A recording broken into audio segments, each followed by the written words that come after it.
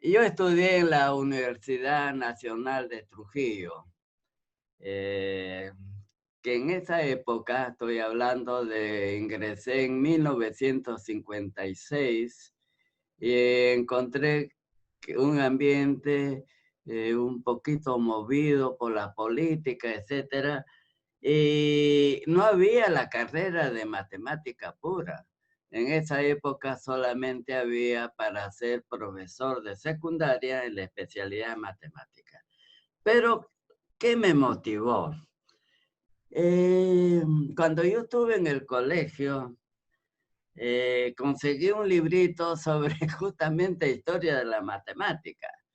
Y leyéndolo con algún esfuerzo, porque obviamente hablaba de temas un poco avanzados para mí que estaba en el colegio, encontré algo fascinante, que era que la matemática había servido para resolver problemas de la antigüedad, desde la antigüedad, y que gracias a ella el hombre pudo resolver problemas, a muchos de ellos difíciles, ¿no? Y que la matemática ha contribuido con el bienestar humano. Yo creo que eso me motivó bastante porque para un joven que tenía alrededor de 19, 20 años, la fantasía es grande y uno aspira a conocer eso. Eso fue esencialmente mi vocación para estudiar matemática, pero debo confesar algo que creo importante, que también por influencia de mi padre tuve una gran, una, no sé si llamarle vocación, Afinidad. pero una gran atracción por las letras. Mi padre había leído mucho y me contaba de los grandes escritores, pintores, músicos, el arte en general. Y eso va a estar relacionado porque yo elegí y todavía continúo siendo profesor en estudios generales letras.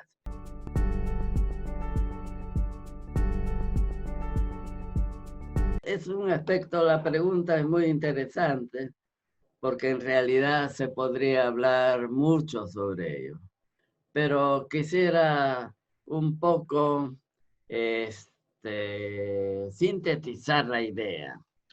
Históricamente, cuando uno mira las pirámides de Egipto, cuando uno ve los puentes colgantes en Babilonia, cuando uno mira muchos monumentos que realmente nos asombran, ahí se han hecho estudios de que, aunque intuitivamente se tenía la noción de la matemática. Bueno, la matemática ha servido para muchos, yendo un poco al pasado, y ha servido. ¿Por qué volamos? ¿Por qué vuela un avión? Porque hay una fórmula que lo permite. La luz, cuando uno prende un foco, en sus fundamentos.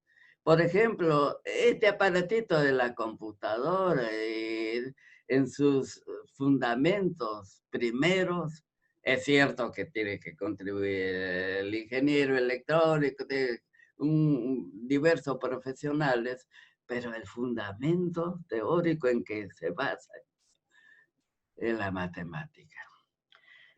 Bueno, entonces la matemática en estos tiempos, yo creo que a los alumnos sobre todo hay que darles motivación, desterrar el temor a la matemática, contribuir a que vía la matemática, miremos que la educación de la matemática no solamente es útil porque el alumno de letras, ¿ya?, va a encontrar problemas dentro de su campo que se resuelven con modelos matemáticos. No solamente por eso, sino que la matemática, cuando se la estudia pensando, contribuye a que sea una persona más reflexiva, más lógica, Y también la matemática contribuye a desarrollar cierta sensibilidad por la belleza, por el amor, etcétera.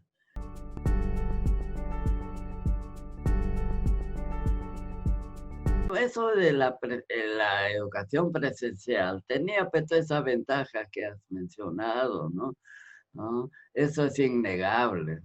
Lo que estamos tratando es de que, bueno, eso que es bueno, bonito, que yo también he extrañado a mis alumnos del semestre pasado, verle la cara. Yo siempre al final de cada semestre me tomaba fotos con todo mi grupo. Esta vez no hay nos tomamos una foto virtual, pero salieron de 50 y tantos alumnos, salieron pues, 8 o 10 y uno no miraba bien la cara. Mire, es que lo que pasa es que el problema es el siguiente, tenemos que adaptarnos a la nueva realidad.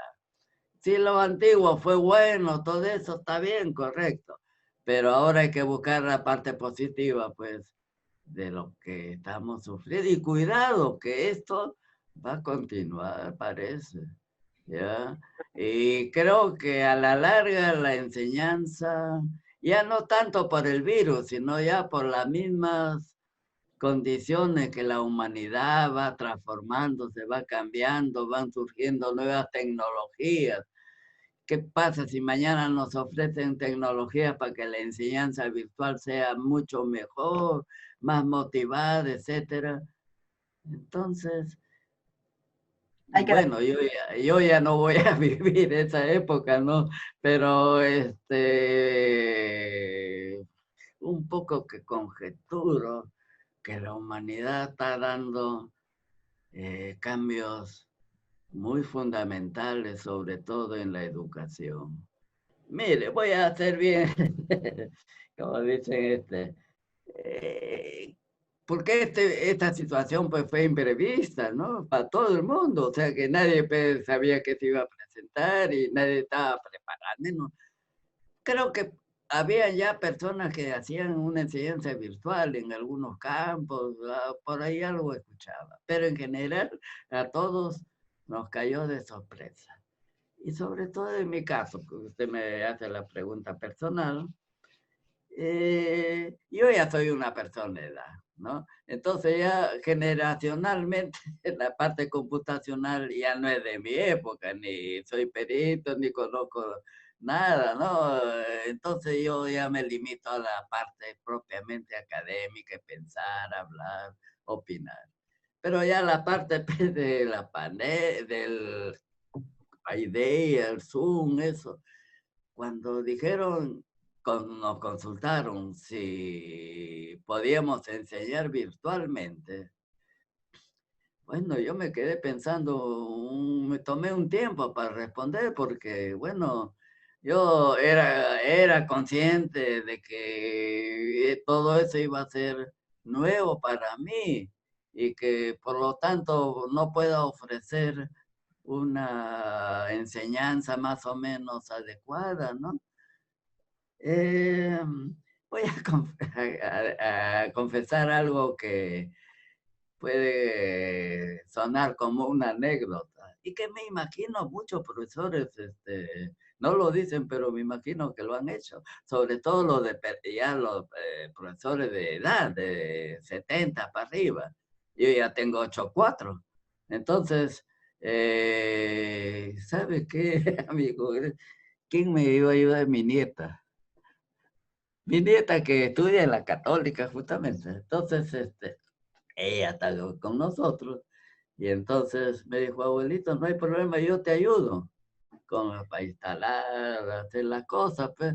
Ah, bueno, cuando me ofreció eso, entonces a mi respuesta fue, acepto. Porque hubiera sido una irresponsabilidad mía aceptar algo que yo no estaba seguro podía ofrecer medianamente algo bueno, ¿no? Entonces, ya la dificultad de que yo tenía, ya tenía pero también la universidad, con muy buen criterio, y que yo aprovecho la ocasión para dar mi agradecimiento, fue que me puso un profesor joven, como ayudante. Y entonces él me ayudaba cualquier cosa para hacer los exámenes, escribir en la computadora, ponerlo en el padeo, sacar, poner, bueno, tantas cosas. Con toda esa cosa, creo que mi experiencia ha sido buena en general, diríamos, porque es cierto que yo no veía las caras de mis alumnos, pero sentía su corazón.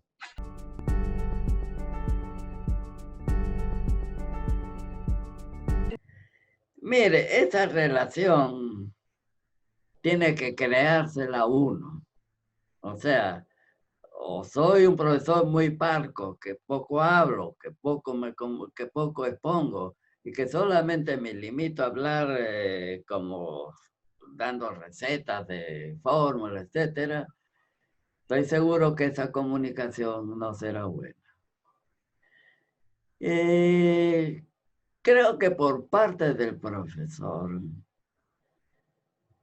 debe hacer esfuerzos para que justamente el no tener a nuestros muchachos al frente de nosotros, busquemos la forma de llegar a ellos. Claro que ya no será una llegada física, pero ¿qué hice yo en el semestre pasado? Bueno, en el semestre pasado casi un buen tiempo me la pasé pues, también aprendiendo cómo se maneja la parte computacional. Eso también nos distrajo un poco, sobre todo en personas como yo que no tenía pues, la habilidad de manejar eso rápido, que resuelve los problemas rápidos, problemas que a veces te llegaba la imagen, etcétera. Pero en mi caso, eso constituyó una dificultad para mí y eso me distrajo, en parte. Pero, ¿qué hacía yo? Puse, por ejemplo, un video sobre la motivación. Eso yo insisto que es muy importante. Y que se colgó, creo, en Estudio General de Letras tiene un Facebook, ¿no? Ujú. Me parece que ahí lo pusimos.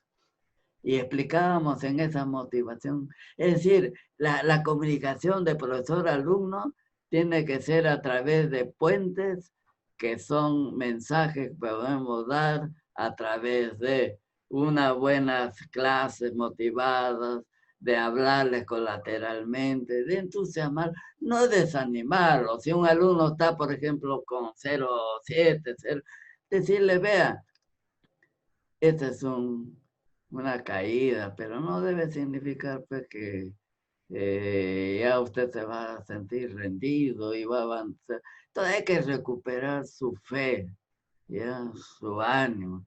Claro que eso ya indirectamente, pero ya no le diré frente a la luna abrazando, mírate esto. Pero tenemos, en conclusión, tenemos que ser ingeniosos en buscar, de acuerdo a la característica de cada persona, esos puentes de comunicación. Yo no podría dar pues, recetas porque personas, por los colegas con otro tipo de personalidad, de cada uno con su propio estilo, pues lo hará. Lo que estamos invocando es que hagamos esfuerzos por compensar esa falta de ese calor físico por un calor ya afectivo.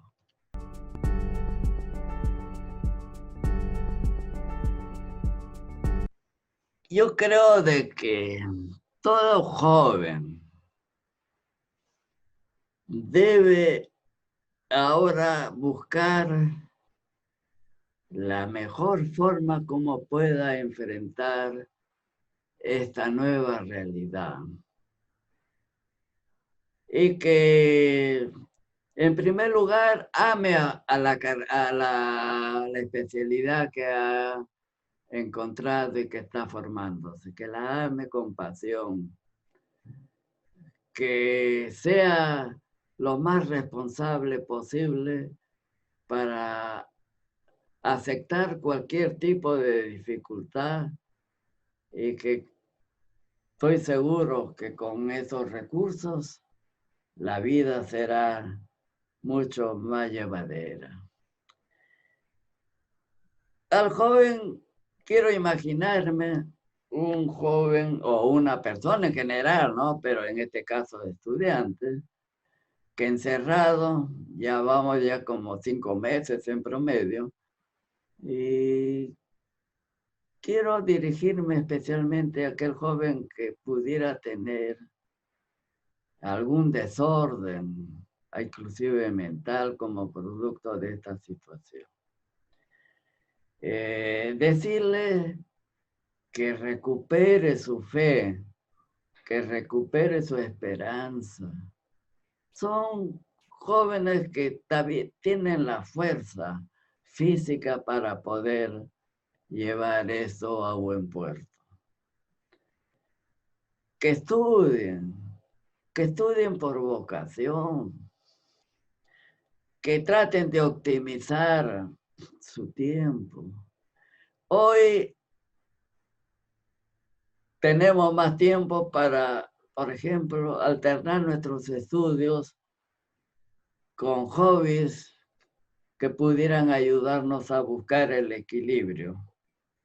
Yo quisiera aprovechar ya con palabras finales, desear lo mejor a todos ustedes, sobre todo ustedes estudiantes que van a tener que cargar con la responsabilidad de conducir a este país nuestro.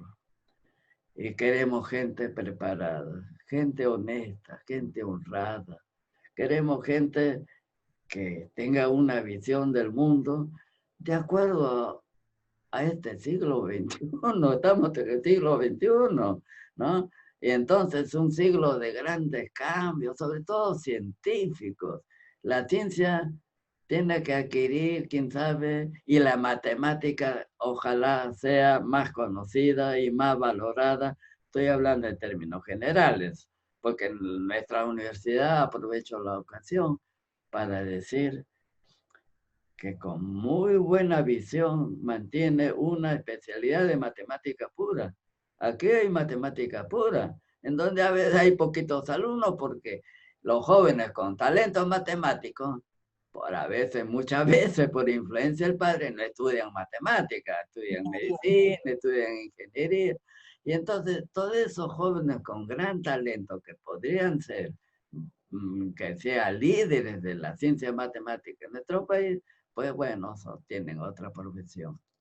Pero aún así, siendo pocos los alumnos, nuestra universidad hace, yo creo, esfuerzos por mantener una carrera que es fundamento para el progreso. Eso es lo que mi mensaje para todos ustedes, queridos jóvenes.